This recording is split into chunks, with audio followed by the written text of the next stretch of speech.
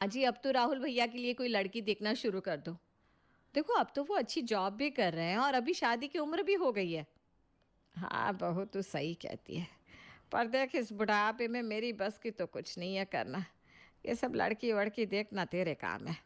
तुझ पर मुझे पूरा भरोसा है कि तू उसके लिए अच्छी लड़की ही देखेगी। अरे माँ जी, इतनी बड़ी जिम्मेदारी आप मुझे क्यों दे रही हैं? तूने जब घर की सब बड़ी जिम्मेदारी अच्छे से निभाई है तो फिर ये क्यों नहीं। अब तू ही देख उसके लिए लड़की। ठीक है माँ जी। अगले ही दिन से मधु अपने देवर के लिए लड़की देखना शुरू कर देती है। वो एक के बाद एक 4 लड़कियां देख लेती है, पर उसे एक भी लड़की समझ में नहीं आती। अरे मधु, तुमने तो इतनी लड़कियां देख डाली। आखिर ऐसी कैसी लड़की चाहिए तुम्हें अपने देवर राहुल के लिए? देखो जी, माँ जी ने मुझे इतनी बड़ी जिम्मेदारी दी है तो मैं उसे अच्छे से निभाना चाहती हूँ। और मैं राहुल भैया के लिए सबसे अच्छी लड़की ढूंढ कर लाऊंगी। कल वैसे एक लड़की को देखने जाना है, क्या पता यही हो मेरी होने वाली देवरानी। अगले दिन सब उस लड़की को देखने जाते हैं। उस लड़की का नाम था सरिता। सरिता बड़ी ही सुंदर, पढ़ी लिखी और अमीर घर से होती है। ये लड़की मुझे बड़ी पसंद है। इसकी और राहुल की जोड़ी खूब सुंदर लगेगी। चलो जी, फिर हमारी तरफ से ये रिश्ता पक्का है। जी, हमारी तरफ से भी रिश्ता पक्का है। बड़ी धूमधाम से सरिता के माँ बाप उसकी शादी करते हैं। वो शादी में खूब पैसा लगाते हैं और दहेज में राहुल को गाड़ी और घर का सारा सामान देते हैं। शादी के बाद सरिता की मुंह दिखाई होती है। ये ले बहू, मेरी तरफ से सोने की चेन, मेरा आशीर्वाद है। इसे हमेशा संभाल कर रखना है। ये लो भाभी, मेरी तरफ से सोने के कान के बूंदे। देखो एकदम मॉडर्न डिजाइन के हैं, आपके ऊपर बहुत अच्छे लगेंगे। ये मेरी तरफ से तुम्हारी शादी का तोहफा, इसे हमेशा संभाल कर रखना। सरिता बड़ी खुश होकर रात को सारे गिफ्ट खोलती है। फिर उसके हाथ में उसकी जेठानी का दिया गिफ्ट आता है। वो एक्साइटमेंट में उस गिफ्ट के डिब्बे को खोलती है तो उसमें से एक किताब निकलती है। हैं? ये क्या है? भगवत गीता। हद होती है चिंदेपन की भी। लगता है बिल्कुल ही फटीचर घर से है, जो एक ढंग का गिफ्ट भी नहीं दे सकी मुंह दिखाई में। अगली सुबह, सरिता आज तुम्हारी पहली रसोई है तो कुछ बढ़िया सा बनाना, ठीक है? तो आपको क्या लगता है मुझे खाना बनाना नहीं आता? पता है कितने महंगे महंगे रेस्टोरेंट में जाती हूँ मैं। कभी इटालियन, कभी चाइनीज़, कभी थाई, तो कभी कॉन्टिनेंटल। यू नो व्हाट, मुझे तो ये इंडियन फूड एकदम गरीबों वाला खाना लगता है। आज मैं सबको इटालियन पास्ता बनाकर खिलाती हूँ। आई डोंट थिंक कि आपने कभी पहले खाया भी होगा। अब जो तुम्हारा मन हो वो बनाओ सरिता। सब लोग डाइनिंग टेबल पर बैठकर खाने का इंतज़ार कर रहे थे। थोड़ी देर बाद सरिता इटालियन पास्ता लेकर आती है। अरे पहली रसोई में तो कुछ मीठा बनाते हैं बहू, ये तुम क्या बना कर ले आई?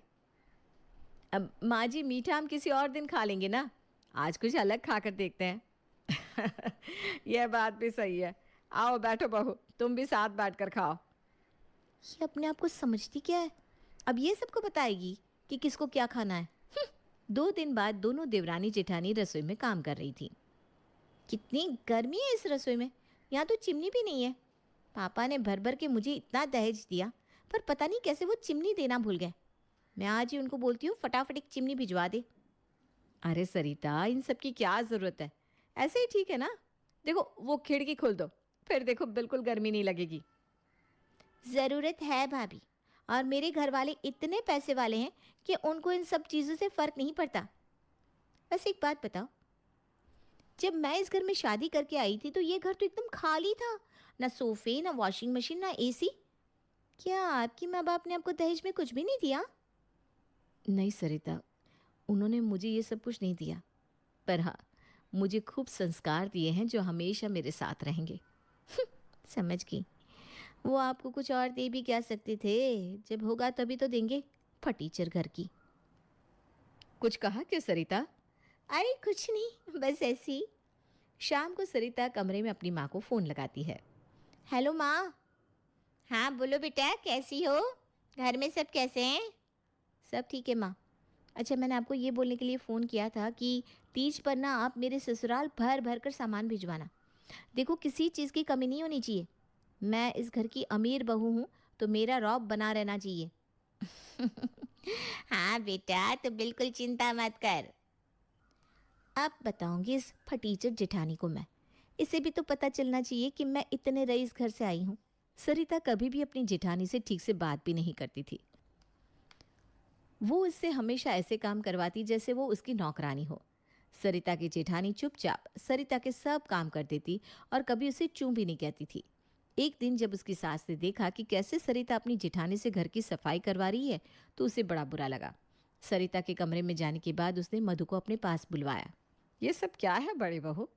वो जब से आई है तुम्हारे साथ ठीक से बर्ताव नहीं करती, और तुम हो कि बस चुपचाप सब सहे जा रही हो। जाने दो ना माँ जी, घर की ही तो काम है। और सरिता अभी इस घर में नई नई आई है।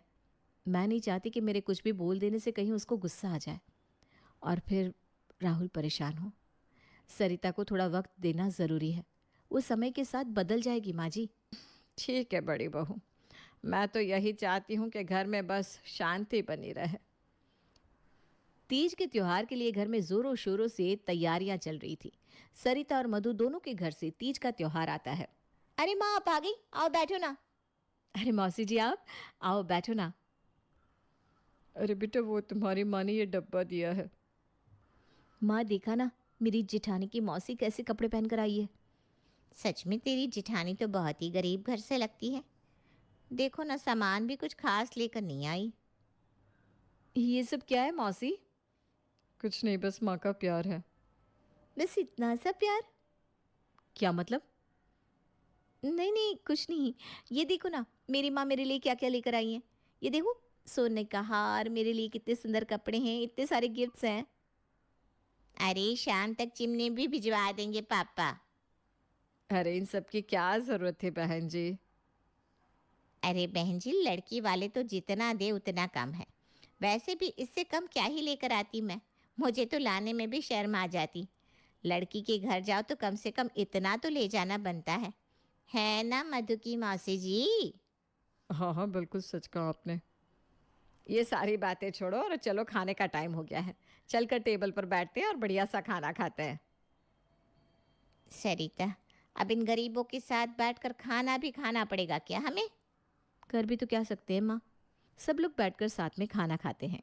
खाना खाने के बाद सरिता की माँ और मधु की मौसी अपने घर चले जाते हैं।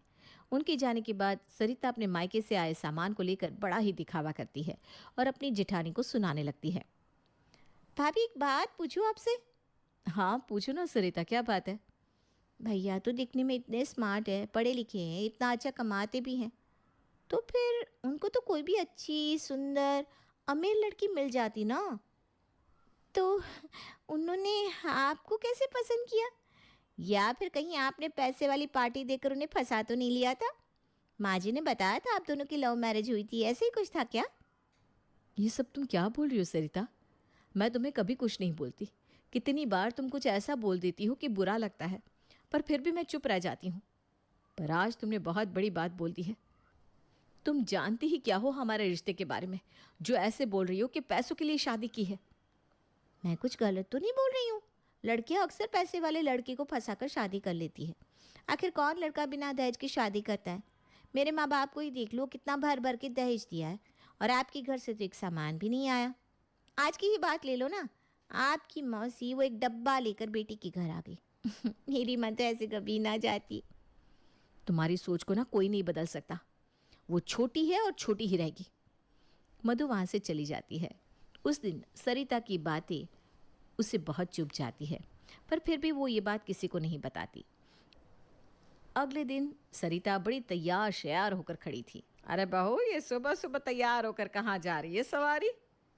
माँ जी, वो कल माँ आई थी ना, तो उन्होंने बताया कि पापा ने मेरे और इनके लिए 2 दिन का ट्रिप प्लान किया है। उन्होंने सारी बुकिंग करवा दी है, अपनी गाड़ी और ड्राइवर भी भेज दिया है।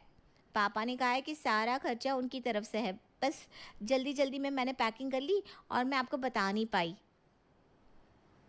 चलो बढ़िया है। शादी के बाद तुम दोनों कहीं घूमने भी नहीं गए, तो इसी बहाने तुम दोनों साथ में वक्त बिता पाओगे। बिल्कुल भाभी, वैसे अगर आपको हमारे साथ चलना हो तो आप चल सकती हैं।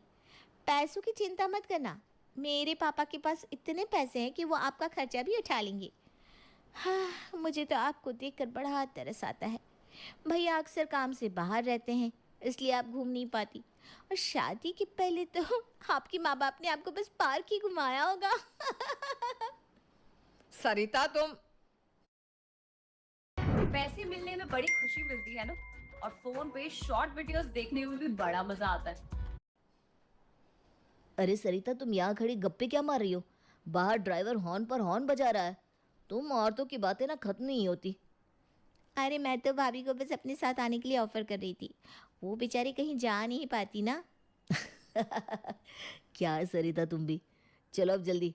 माँ, मैं चलता हूँ, आपको पहुँच कर फ़ोन करूँगा। अच्छा भाभी, आप ध्यान रखना। सरिता और राहुल गाड़ी में बैठकर 2 दिन के लिए ट्रिप पर निकल जाते हैं। जब वो ट्रिप से घूमकर आते हैं तो सरिता सबके लिए ढेर सारे गिफ्ट्स लेकर आती है। ये सब आपके लिए है, और भाभी ये साड़ी आपके लिए। मैंने हमेशा आपके पास सादी साड़ियाँ ही देखी है, आप इस बार त्योहार पर यही पहनना। ये तो काफ़ी महंगी लग रही है। तुमने इतने पैसे क्यों खर्च कर दिए? मैंने नहीं खर्चे भाभी, ये सब तो पापा ने दिलवाया है। मम्मी और पापा भी हमारे साथ ही आए थे ना। अच्छा, मुझे तो लगा तुम दोनों ही गए हो बस। वही तो, जहाँ तो हम दोनों ही रहे थे, फिर अचानक उनका भी प्लान बन गया, बस फिर निकल पड़े सब साथ में। वहाँ ना हमने बहुत ही मज़े किए। आपने होटल मैरिट का नाम सुना है? 5 स्टार होटल है वो, बस वहीं रुके थे। क्या व्यू था वहाँ का, मज़ा ही आ गया। खाना तो पूछो ही मत। मैं तो बोलती हूँ आप भी अपने माँ बाप को वहाँ एक बार लेकर ज़रूर जाओ। पैसों की कोई दिक्कत है तो बोल दीजिए, मैं अपने पापा को बता दूंगी। मैं तो बस यही सोचती हूँ कि तुम कुछ ज़्यादा ही सोचने लगी हो सरिता। काफ़ी थक गई होगी, जाकर आराम करो। इतना बोलकर मधु वहाँ से चली जाती है और उसके बाद सरिता भी अपने सारे बैग उठाकर वहाँ से अपने कमरे में चली जाती है। अगले दिन घर पर एक वकील आता है। सरिता उससे पूछती है कि उसे क्या काम है, तो वो उसे कुछ नहीं बताता। मुझे बस आपकी सास से काम है, आप उन्हें बता दीजिए कि मैं आया हूँ। ओह अच्छा, ठीक है, मैं बताती हूँ। माँ जी, कोई वकील आपसे मिलने आया है। अच्छा, भेज दो उसको। ठीक है, पर वकील को आपसे क्या काम? अरे होते हैं कुछ ऐसे काम। तुम अपने कमरे में जाओ, ये माँ जी का काम है, वो देख लेंगी। सरिता चुपचाप अपने कमरे में चली जाती है और तुरंत अपनी माँ को फ़ोन लगाती है। हेलो माँ। हाँ बेटा, कैसी हो? घर पर सब कैसे हैं? दामाद जी कैसे हैं? उफ माँ, ये सारी बातें छोड़ो और मेरी बात सुनो। अरे ऐसा क्या हो गया बेटी, तो कुछ परेशान लग रही है। अरे माँ, बात परेशानी वाली ही है। पता है, अभी घर में एक वकील आया है। मैंने उससे पूछा कि माँ जी से क्या काम है, तो उसने बोला तुम्हारी सास को ही बताऊंगा। उसके बाद जब सासू माँ को बताने गई और उनसे पूछा कि वकील क्यों आया है, तो वो फटीचर जेठानी वहाँ आ गई और बोलने लगी तुम अपने कमरे में जाओ। ऐसी क्या बात थी जो तुम्हारे सामने नहीं हो सकती थी? यही तो सोचने वाली बात है माँ, कि उन्होंने मुझे कमरे में क्यों भेज दिया। और पता है, वो खुद मेरी सास और वकील के पास बैठी है। मुझे तो कुछ बहुत बड़ी गड़बड़ लग रही है माँ। अरे क्या गड़बड़ हो सकती है, तो जल्दी जा और जाकर उनकी सारी बातें सुन। सरिता उनकी बातें दरवाजे से कान लगाकर छुप कर सुनने लगती है। देखिए, मकान तो नाम हो जाएगा, पर कुछ दिन और लग जाएंगे। अभी 1 हफ्ते की कोर्ट की छुट्टियां जो पड़ने वाली है। अरे वकील साहब, मुझसे इतना इंतज़ार नहीं हो पाएगा। आप इन छुट्टियों से पहले ही ये मकान नाम करवा दो बस। अरे मधु जी, इतने भी क्या जल्दी है आपको? ये काम आराम से ही ठीक लगते हैं। सब्र रखो, मकान नाम हो जाएगा। ठीक है, पर आप जल्दी की कोशिश करना। वकील वहाँ से चला जाता है, पर सरिता सारी बातें सुन चुकी थी। ये सारी बातें सुनकर उसके तो कान ही खड़े हो जाते हैं। वो झट से अपनी माँ को फ़ोन लगाकर सारी बात बताती है। उसके बाद अपने पति राहुल को फ़ोन लगाती है, पर वो मीटिंग में होता है, इसलिए बात नहीं कर पाता। सरिता के दिमाग में इतनी उथल पुथल चल रही थी कि उससे बिल्कुल सब्र नहीं होता। वो अपनी माँ के कहने पर अपने जेठ के आने का इंतज़ार करती है, और जब उसका जेठ शहर से वापस लौटता है तो सरिता का गुस्सा आग के गोले की तरह फूट पड़ता है। आ गए आप? अब बात करूंगी सबसे। ये जो चल रहा है ना आप दोनों का, वो सब मैं नहीं होने दूंगी। अरे क्या बात हो गई सरिता, ऐसा क्यों चिल्ला रही है? हुआ क्या है? हुआ क्या है? अभी पता चल जाएगा। ये फटीचर घर से आई जेठानी जो तेजपना दिखा रही है ना, वो सब आज मैं सबके सामने ला दूंगी। मैंने इसके और अपने माँ बाप को फ़ोन कर दिया है, वो बस आते ही होंगे। क्या? मेरे माँ बाप पर क्यों? उनको भी तो पता चले कि उनकी बेटी कैसे पूरी प्रॉपर्टी हड़प करना चाहती है। और हाँ, क्या पता ये उनकी ही साजिश हो। मेरे माँ बाप चुप नहीं रहेंगे। सरिता, सरिता हमारी बच्ची। देखो ना माँ कितनी तेज निकली है फटीचर घर की, चुपके से सारी प्रॉपर्टी अपने नाम करवा ली। ऐसा कुछ नहीं है सरिता, तुम गलत समझ रही हो। मैंने वकील को बात करते खुद सुना है, उसे बोल रही थी ना जल्दी से नाम करवाओ, जल्दी से नाम करवाओ। सब लोग सरिता को समझा रहे थे, पर सरिता का पारा तो इतना हाई था कि वो किसी की सुनने को राजी नहीं थी। इतने में घर के दरवाजे पर फिर से कोई आता है। सरिता देखती है 2 बहुत ही रईस आदमी और एक औरत दरवाजे पर खड़े थे। अरे सर जी आप, मैम आप दोनों यहाँ कैसे? अरे तुम यहाँ कैसे? ये तो मेरी बेटी का ससुराल है, वो रही मेरी बेटी। पर आप यहाँ किसको जानते हैं? पापा, पापा। पापा? ये इसके पापा है? मेरा बॉस इसकी जेठानी का बाप है। हमारे पास तो एक फ़ोन आया तो हम बस तुरंत फ्लाइट पकड़कर यहाँ चले आए। क्या पापा, आप भी? पहली बार तो माँ स्विट्जरलैंड गई थी और वो भी आपने इनको ठीक से देखने नहीं दिया। अरे कोई नहीं ना बेटा, स्विट्जरलैंड कौन सा अपनी जगह से भागा जा रहा है, हम फिर चले जाएंगे। ये सब क्या चल रहा है, कोई मुझे बताएगा? ये तुम्हारे पापा कैसे हो सकते हैं? अजीब बात करती हो तुम। ये मेरे पापा है तो है, इसमें हो सकते वाली बात कहाँ से आ गई? ये तो किड लाइक्स की मालिक है ना, जहाँ मेरे पापा नौकरी करते हैं। एक बहुत ही अमीर आदमी जिनको पूरा शहर जानता है। और तुम बोलती हो कि ये तुम्हारे पापा है? तुम तो एक फटीचर गरीब घर से हो ना, तो ये तुम्हारे पापा कैसे हो सकते हैं? किसने कहा तुझे कि वो गरीब घर से है? बस इसलिए क्योंकि वो सादी तरह से जीवन जीती है और कोई दिखावा नहीं करती। अरे पर वो उस दिन इनकी माँ से तो ऐसे पुराने कपड़ों में आई थी, और वो भी एक डब्बा लेकर। वो मौसी दरअसल इनके घर की देखभाल करती है और ये लोग उसे घर का सदस्य मानते हैं। इसके माँ बाप विदेश में थे तो वो त्योहार देने आई थी, और उस डब्बे में पता है क्या था? एक हीरे का हार, जो मधु ने इसलिए तुम्हें नहीं दिखाया कि तुम्हें ऐसा ना लगे कि वो तुमको नीचा दिखाना चाहती है। तो अगर ये इतनी अमीर है तो फिर इनके घर से दहेज क्यों नहीं आया? जब मैं आई तो ये घर बिल्कुल खाली था। यह घर इसलिए खाली था बहू क्योंकि थोड़े दिन पहले ही हमने लिया था। और हाँ, ये बात सच है कि इस घर में बहू के मायके से कोई फ्रिज या वॉशिंग मशीन नहीं आई, क्योंकि उसके माँ बाप ने सच में दी भी नहीं। पर जिस घर में तुम खड़ी हो ना बहू, ये घर जरूर इसके माँ बाप ने दिया हुआ है। ये सुनकर सरिता और उसके माँ बाप के पैरों के नीचे से जमीन ही खिसक जाती है और सबके सब सुन पड़ जाते हैं। और हाँ, जो वकील की बातें तुमने सुनी है ना, तो पूरी ही सुन लेती। मधु प्रॉपर्टी अपने नहीं बल्कि मेरे नाम पर करने की बात कर रही थी, क्योंकि अभी तक इस घर के कागज नहीं हुए हैं। हे भगवान, मैं तो आज तक यही समझती रही कि मैं ही एक अमीर घर से हूँ और हमेशा जेठानी जी को नीचा दिखाती रही। ये चाहती तो 1 मिनट में मेरी बोलती बंद कर सकती थी, पर इन्होंने कभी भी मुझे कुछ नहीं बोला। यही तो बड़प्पन है उनका सरिता, तुमको उनसे माफ़ी मांगनी चाहिए। अरे नहीं नहीं, ये तो मेरी छोटी बहन जैसी है। नहीं, मुझे माफ़ कर दो। मेरी गलतियाँ, मेरी बातें जो मैंने आपको कही वो माफ़ी के काबिल तो नहीं है, पर फिर भी हो सके तो मुझे माफ़ कर दो भाभी। मधु सरिता को उठाकर गले से लगा लेती है। सरिता को अपनी गलती का एहसास हो जाता है और उसके मन में अपनी जेठानी के लिए इतनी इज्जत बढ़ जाती है कि वो हमेशा उसको अपनी बड़ी बहन समझती है।